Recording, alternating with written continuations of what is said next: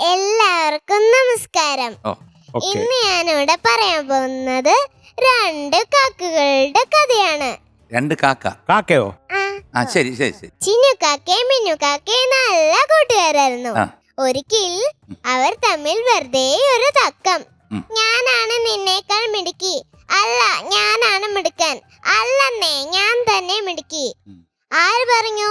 കൂട്ടത്തിൽ മിടുക്ക എന്തായാലും എനിക്ക് തന്നെ. അങ്ങനെയാണെങ്കിൽ അത് നമുക്കൊന്ന് പരീക്ഷിച്ചു നോക്കാം. ശരി, ഞാൻ റെഡി. ഇതാണ് പന്തയം. കനമുള്ള സഞ്ചി കാലിൽ തൂക്കി പറക്കണം. ഏറ്റവും ഉയരത്തിൽ പറക്കുന്ന ആളായിരിക്കും വിജയ്.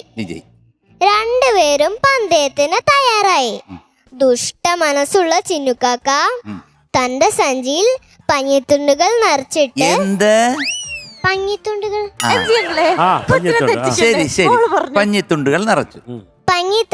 നിറച്ചിട്ട് മിന്നുകാക്കയുടെ സഞ്ചിയിൽ ഉപ്പാണ് നിറച്ചത്. ഉപ്പല്ല മോളെ, ഇരുമ്പ്.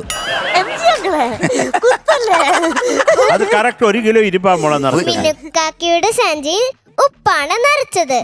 ഇരുവരും പറക്കാൻ തുടങ്ങി. ചിന്നുകാക്ക മിന്നുകാക്കയേക്കാൾ ഉയരത്തിൽ പറന്നു. കാരണം അവളുടെ സഞ്ചിയിൽ ഉണ്ടായിരുന്ന കനമില്ലാത്ത പഞ്ഞിത്തുണ്ടുകളായിരുന്നല്ലോ. ഉപ്പ് സഞ്ചിക്ക് കനമായതിനാൽ മിന്നുകാക്കയ്ക്ക് ഉയരത്തിൽ പറക്കാൻ കഴിഞ്ഞില്ല.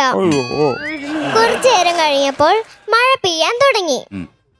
ചിന്നുകാക്കയുടെ പഞ്ഞിത്തുണ്ടുകൾ മഴത്തുള്ളികൾ വീണ് കുതിർന്ന് സഞ്ചിയുടെ ഭാരം കൂടി.